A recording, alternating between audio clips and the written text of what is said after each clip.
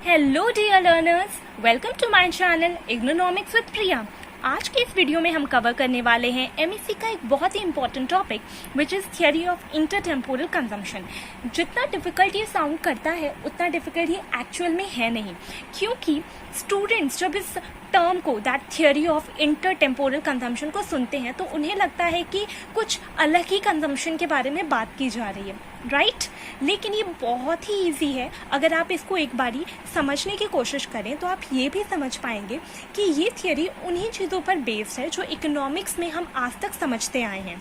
Okay, तो चलिए अब हम इस थ्योरी को समझने की कोशिश करते हैं and I hope at last आपको ये थ्योरी बिल्कुल क्लियर हो जाएगी। ओके, तो इस थ्योरी को मैं आपको दो पार्ट्स में समझाने वाली हूँ। पहले हम लोग बात करेंगे सिर्फ थ्योरी के एक्सप्लेनेशन की कि ये थ्योरी आपको समझाना क्या चाहती है, थ्योरी एक्चुअल में है क्या। देन सेम चीज़ को यानी कि जो इंटरटेम्पोरल कंजम्पशन थ्योरी है आपकी, इसको हम लोग डायग्राम के थ्रू समझेंगे कि डायग्रामेटिकली हम इसको कैसे रिप्रेजेंट कर सकते हैं, इसका डायग्रामेटिक रिप्रेजेंटेशन क्या शो करता है। ओके, बट बिफोर दैट, जैसे कि मैंने आपको अभी बताया कि ये जो इंटरटेम्पोरल कंजम्पशन थ्योरी है ये एक्चुअल में उन्हीं पॉइंट्स पर बेस्ड है जो हमने इकोनॉमिक्स में आज तक पढ़े हैं। तो मैं आपको एक ब्रीफ आइडिया दे देती हूँ कि ये किस तरीके से उन्हीं चीज़ों से कनेक्टेड है, ताकि आप ये जो थ्योरी हमें एक्चुअल में समझनी है इंटरटेम्पोरल कंजम्पशन की थ्योरी, इसको और ईजिली समझ पाएँ। देखिए, आज तक हम लोग क्या पढ़ते आए हैं कि हमारे पास एक बजट कांस्टेंट होती है और हमारे पास एक इंडिफरेंस कर्व होता है, जहाँ पर इंडिफरेंस कर्व हमें दो गुड्स, यहाँ पर हमने कंसिडर करे हैं good X and good Y, तो दो गुड्स के वो सारे पॉसिबल कॉम्बिनेशंस देता है जो हमें सेम लेवल ऑफ सेटिस्फैक्शन देते हैं। यानी कि इस इंडिफरेंस कर्व पर अगर आप कोई भी पॉइंट उठाएंगे तो वो हमें same level of satisfaction provide करेंगे।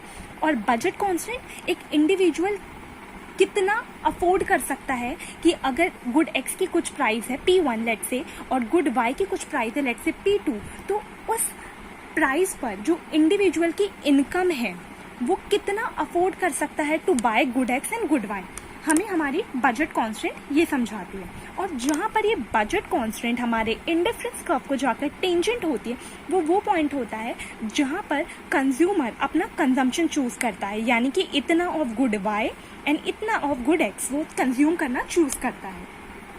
तो हमारा जो एक्चुअल में हमें पॉइंट समझना है which is the theory of intertemporal consumption, वो भी हमें यही चीज समझाती है। आइए समझते हैं कैसे।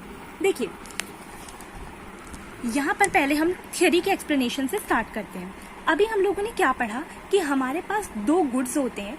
ओके, तो यहाँ पर हम इस थ्योरी में दो गुड्स को ना लेकर दो पीरियड्स को लेते हैं। जैसे हम लोग नॉर्मली हम क्या बोलते हैं, हमारे पास एक गुड एक्स है और एक गुड वाई है। तो अब यहाँ पर आप ये समझ लीजिए कि इंटरटेम्पोरल कंजम्पशन थ्योरी में हम गुड एक्स और गुड वाई ना लेकर एक पीरियड ले लेते हैं which is current period and future period. तो हम लोगों ने गुड एक्स और गुड वाई की जगह इंटरटेम्पोरल कंजम्पशन थ्योरी में क्या लेना है, गुड्स की जगह पर हम लोगों ने लेना है पीरियड को। हम दो पीरियड लेंगे, करंट पीरियड और एक फ्यूचर पीरियड। ठीक है, तो ये मैंने आपको ब्रीफ में समझाया कि किस तरीके से उन्हीं चीजों से कनेक्टेड है। अब हम एक्चुअल थ्योरी को आकर समझते हैं कि थ्योरी क्या कहती है। देखिए, सबसे पहले यहाँ पर हम लोग यूज करेंगे X1 का। X1 क्या रिप्रेजेंट करता है कि जो करंट पीरियड है उसमें हमारा कंजम्पशन कितना है। ठीक है, X2 रिप्रेजेंट करता है सेम वे में कि कंजम्पशन हमारा फ्यूचर पीरियड में क्या होगा। तो यहाँ पर हम लोगों ने करंट पीरियड और फ्यूचर पीरियड ले लिया है instead of using good X and good Y. ठीक है, क्योंकि इंटरटेम्पोरल थ्योरी जो है इसका मेन बेसिस ही पीरियड है, current period and future period. Okay, अब हम लोगों ने एक X1 नॉट लिया है, जैसा कि आप देख सकते हैं। तो ये बताता है कि हमारी करंट पीरियड में इनकम कितनी है। X1 क्या बताता है, करंट पीरियड में कंजम्पशन कितनी है। X2 बताता है फ्यूचर पीरियड में कंजम्पशन कितनी होगी। X1 नॉट बताता है करंट पीरियड में इनकम कितनी है और X2 नॉट बताता है कि फ्यूचर पीरियड में इनकम कितनी होगी। आई होप आपको ये चारों चीजें क्लियर हो। अब देखिए, मैं आपको एक चीज समझाती हूँ जिसको आप खुद भी समझ पाएंगे अगर मैं थोड़ा सा आपको एक्सप्लेन करूँ तो। हमारे पास दो पॉसिबल केसेस हो सकते हैं। क्या पॉसिबल केसेस हो सकते हैं कि एक इंडिविजुअल या तो लेंड करे, यानी कि वो उधार दे, किसी और को उधार दे, या फिर वो इंडिविजुअल खुद बोरोइंग करे, यानी कि वो खुद किसी से पैसा उधार ले। तो ये दो पॉसिबल केसेस हमारे पास बनते हैं। अब इन दोनों पॉसिबल केसेस को मैं आपको क्यों बता रही हूँ या इनका इस थ्योरी में क्या रेलिवेंस है, मैं आपको वो समझाती हूँ। चलिए देखिए, पहला केस है हमारे पास कि वो लेंडिंग कर रहा है, यानी कि लेट्स से कि कोई एक इंडिविजुअल है, उसने लेंडिंग करी, यानी कि उसने किसी को पैसे उधार दिए। ओके, अब हम यहाँ पर समझते हैं तो यहाँ पर क्या होगा। अगर उसने लेंडिंग करी है तो x1 नॉट क्या है, उसकी करंट पीरियड में जो इनकम है, ठीक है। फॉर एग्जाम्पल अज्यूम करो कि उसकी करंट पीरियड में इनकम 10 रुपए थी, ठीक है, उसकी इनकम है 10 रुपीज की, और हमारा जो x1 क्या शो करता है, x1 हमारा शो करता है उसकी करंट पीरियड की कंजम्पशन कितनी है। तो लेट्स देखिए उसकी करंट पीरियड की कंजम्पशन है 20 रुपीज।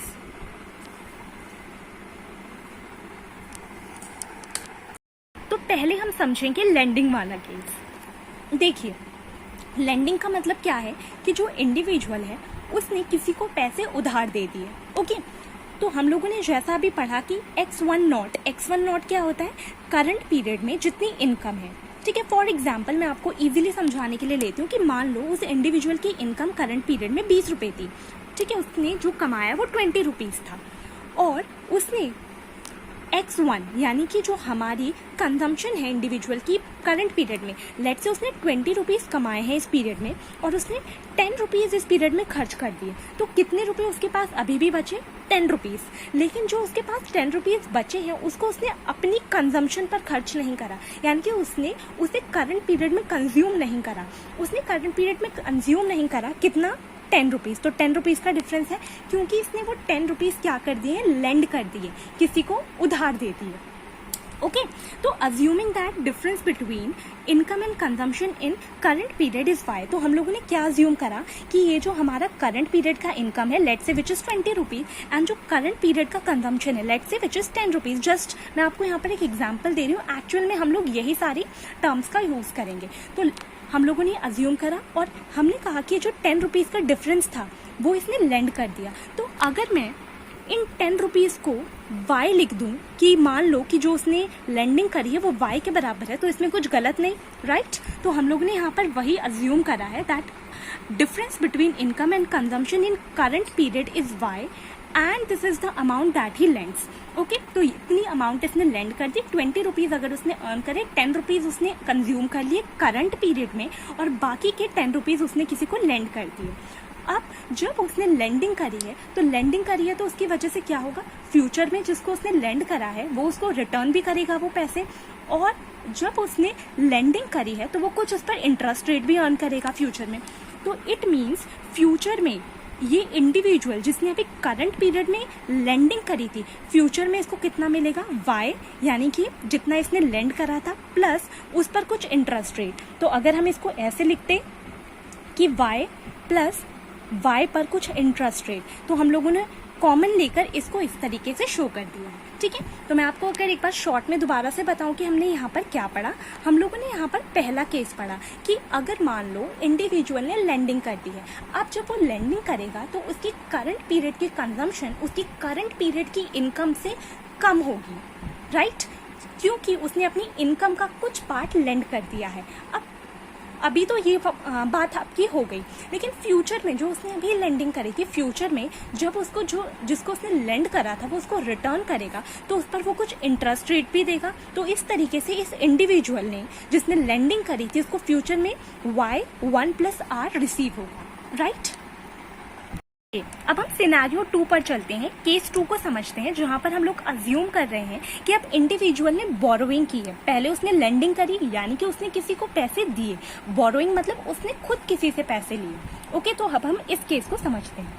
फिर से हम लोग वैसे ही एग्जाम्पल कंसिडर कर लेते हैं। मान लो इंडिविजुअल की इनकम 10 रुपीज है, ठीक है, उसके अलावा उसके जो कंजम्पशन है, लेकिन वो कंजम्पशन 20 रुपीज का कर रहा है, यानी कि इनकम इतनी है और उसका कंजम्पशन इतना है, यानी कि दोनों के बीच में डिफरेंस कितने का है, डिफरेंस है 10 का, यानी कि इस 10 की उसने बोरोइंग की है, तभी तो उसकी इनकम 10 है, इनकम कम है, लेकिन वो कंज्यूम 20 रुपीज तक का कर पा रहा है, यानी कि बाकी के जो 10 रुपीज का उसने खर्चा एक्स्ट्रा किया उसके लिए उसने बोरोइंग की थी। सेम चीज यहाँ पर लिखी हुई है कि x1 नॉट मैंने आपको क्या बताया था कि x1 नॉट है आपका income in current period. Okay, तो जो आपकी करंट पीरियड की इनकम है वो कम है और जो आपका करंट पीरियड का कंजम्पशन है वो ज़्यादा है। इट मीन्स कि उसने करंट पीरियड में जो कमाया वो कम है, लेकिन जो खर्च करा, जो कंज्यूम करा वो ज़्यादा है। यानी कि जो उसने एक्स्ट्रा कंजम्पशन करी, जैसा हमने यहाँ पर पढ़ा कि 10 रुपये की जो उसने एक्स्ट्रा कंजम्पशन करी उसके लिए उसने बोरोइंग करी, यानी कि किसी और से उधार लिया। यही चीज़ मैंने यहाँ पर भी लिख दी है कि यहाँ पर जो उसने X1 है, X1 यानी कि जो उसका कंजम्पशन है करंट पीरियड में वो किस किस से बना है। एक तो वो अपनी इनकम भी पूरी खर्च कर गया, प्लस उसने कुछ अमाउंट भी बोरो कर ली। तो वो जो प्रेजेंट पीरियड में कंज्यूम करता है वो अपनी इनकम को भी कंज्यूम कर रहा है और प्लस उसने कुछ बोरिंग्स भी करी हैं उसको भी कंज्यूम कर रहा है। फाइन, तो हम लोग यहाँ पर भी उसी पिछले वाले केस की तरह अज्यूम कर लेते हैं कि जो उसने बोरोइंग की वो y के बराबर थी, क्योंकि पहले हमने अज्यूम करा था कि जो उसने लेंडिंग करी वो y के बराबर थी। ऑलराइट, अब यहाँ पर उसने बोरोइंग करी है तो उसको फ्यूचर में खुद रीपे करना पड़ेगा। पहले उसको लेंडिंग वाले सिचुएशन में उसको पैसे मिल रहे थे फ्यूचर में, क्योंकि उसने करंट पीरियड में लेंड किया था। अब यहाँ पर तो उसने खुद बोरोइंग की है तो फ्यूचर में उसको पैसे रिटर्न करने होंगे, तो वो पैसे रिटर्न करेगा प्लस उस पर कुछ रेट ऑफ इंटरेस्ट देगा। तो हम लोगों ने कॉमन लेकर उसको इस तरीके से शो कर दिया। फाइन, अब यहाँ पर दो इम्पॉर्टेंट चीज़ें आती हैं which is price of present consumption and price of future consumption. तो हमारी प्रेजेंट कंजम्पशन का प्राइस क्या होता है, 1 + R units of future consumption, and price of future consumption क्या होता है, 1/1 + R units of present consumption. Okay, और यहाँ पर जैसे कि आप अभी तक समझ ही चुके होंगे, R हमारा रेट ऑफ इंटरेस्ट है। अब जब भी कोई इंडिविजुअल बोरोइंग कर रहा है या लेंडिंग कर रहा है तो उस पर कुछ इंटरेस्ट भी देगा या लेगा, तो जो इंटरेस्ट रेट चल रहा है that is shown as R. Okay, उसको हम लोग रेट ऑफ इंटरेस्ट को आर से रिप्रेजेंट करते हैं। अभी तक आई होप जितना भी आप लोगों ने समझा है वो आपको क्लियर हो। आप लोग इस तरीके से भी कंसिडर कर सकते हैं कि अभी तक जो भी हम लोगों ने समझा वो हमारी इंटरटेम्पोरल कंजम्पशन थ्योरी में इंडिफरेंस कर्व वाला पार्ट था। ऑलराइट, लेकिन जब भी हम लोग इंडिफरेंस कर्व के बारे में बात करते हैं हमें बजट कॉन्स्टेंट को भी समझना होता है। तो अब हम अपनी इंटरटेम्पोरल कंजम्पशन थ्योरी के बजट कॉन्स्टेंट वाले पार्ट को समझेंगे कि यहाँ पर बजट कॉन्स्टेंट एक्चुअल में क्या होती है, किस तरीके से बनती है। देखिए, एक इंडिविजुअल की जो वेल्थ है वो क्या होगी, उसकी प्रेजेंट इनकम प्लस उसकी फ्यूचर इनकम। ओके, लेकिन हमें क्या चाहिए, दोनों ही टाइप की जो इसकी इनकम है हमें उसकी प्रेजेंट वैल्यू चाहिए। तो फ्यूचर इनकम की भी हमें प्रेजेंट वैल्यू चाहिए और प्रेजेंट इनकम की भी हमें प्रेजेंट वैल्यू चाहिए। तो क्या हम ऐसे लिख सकते हैं कि wealth is equals to present value of present income plus present value of future income, right. अब यहाँ पर हम लोगों ने क्या लिखा, प्रेजेंट इनकम की प्रेजेंट वैल्यू X1 के बराबर है। ऐसा क्यों, क्योंकि जो हमारी प्रेजेंट इनकम है उसकी तो हमारे पास ऑलरेडी प्रेजेंट वैल्यू ही है, तो हमें यहाँ पर उसको कुछ अलग से लिखने की ज़रूरत नहीं है। जो हम लोगों ने स्टार्टिंग में पढ़ा था कि हमारी जो करंट इनकम में जो करंट पीरियड में जो हमारी इनकम है वो X1 के बराबर होगी, तो हम लोगों ने यहाँ पर वो X1 लिख दिया।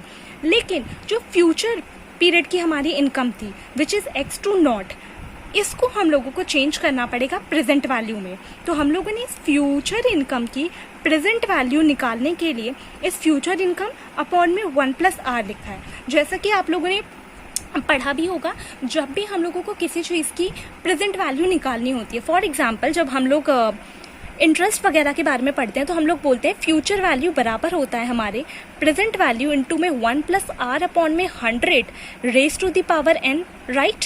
तो यहाँ पर हमें फ्यूचर वैल्यू मिलती है, लेकिन हमें क्या चाहिए, हमें चाहिए प्रेजेंट वैल्यू। तो हम लोगों ने क्या करा, इस फ्यूचर वैल्यू के अपॉन में अगर मैं ये पूरा लिख दूँ, यानी कि 1 + में R अपॉन में 100 raise to the power n लिख दूँ, तो मुझे किसी भी चीज़ की प्रेजेंट वैल्यू मिल जाती है। सेम वे में हमारे पास फ्यूचर वैल्यू क्या थी, X2 मैंने इसके अपॉन में इसका रेट ऑफ इंटरेस्ट लिख दिया विच इज़ 1 + में R। तो इस तरीके से मुझे फ्यूचर इनकम की प्रेजेंट वैल्यू मिल गई है। तो अब क्या मैं लिख सकती हूँ कि मेरी वेल्थ बराबर है X1 which is this one plus X2 plus में 1 अपॉन में 1 + R, सेम जो यहाँ पर हम लोगों ने लिखा था। और हमें पता है कि हमारी जो X1 है, हम लोगों ने X1 के बारे में पढ़ा था कि X1 हमारी क्या है, करंट पीरियड की कंजम्पशन। तो हम लोगों ने लिख दिया कि ये हमारी वेल्थ जो है वो X1 प्लस में X2 अपॉन में 1 + R के भी इक्वल होती है। तो इस तरीके से हमारी इंटरटेम्पोरल बजट कॉन्स्टेंट निकल कर आ जाती है। ओके, तो अभी तक हमने जो हमारी इंटरटेम्पोरल कंजम्पशन थ्योरी है उसकी थियरी पार्ट को समझ लिया है। जिसमें हम लोगों ने समझा कि x1 not, x2 not, x1, x2 ये सब क्या होते हैं, और हम लोगों ने देखा कि हमें अगर बजट कॉन्स्टेंट बनानी होती है तो हम किस तरीके से सब कुछ प्रेजेंट वैल्यू के टर्म्स में ले आते हैं, तो हमें एक बजट कॉन्स्टेंट जो कि हमारी ये है ये मिल जाती है। चलिए अब हम लोग अपनी इसी एक्सप्लेनेशन के पार्ट 2 पर चलते हैं, जिसमें अब हम लोग समझेंगे इसी को डायग्रामेटिकली, यानी कि अगर हमें इंटरटेम्पोरल कंजम्पशन थ्योरी को डायग्राम के थ्रू एक्सप्लेन करना है या डायग्राम के थ्रू रिप्रेजेंट करना है तो वो हम कैसे कर सकते हैं। देखिए ये डायग्राम आपको कुछ कुछ वैसा ही दिख रहा होगा जैसे हम लोग इंडिफरेंस कर्व और बजट कांस्टेंट के साथ बनाते हैं। मैंने आपको पहले ही बताया था ये उन्हीं पॉइंट्स को लेकर बनाई गई है।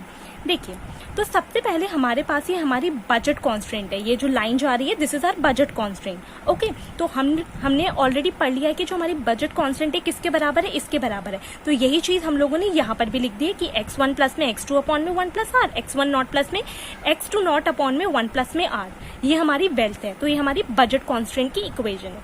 ओके, ये जो हमारा कर्व जा रहा है ये हमारा इंडिफरेंस कर्व है, जो हमें क्या शो कर रहा है।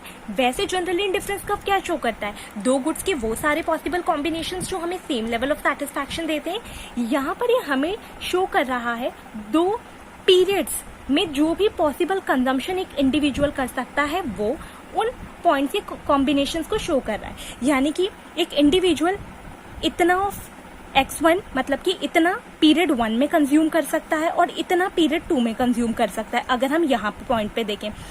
सिमिलरली अगर हम यहाँ से देखें तो हम कह सकते हैं कि वो पीरियड 1 में कुछ इतना पॉइंट पर कंज्यूम कर सकता है और पीरियड 2 में कुछ इतने पॉइंट पर कंज्यूम कर सकता है। तो सेम वे में जैसे हम इंडिफरेंस कर्व में पढ़ते हैं, हम लोगों ने यहाँ पर भी देखा कि इंडिफरेंस कर्व हमें पॉइंट्स शो कर रहा है, वो सारे पॉसिबल कॉम्बिनेशंस शो कर रहा है जो कंज्यूमर चूज कर सकता है पीरियड 1 एंड पीरियड 2 के कंजम्पशन के लिए।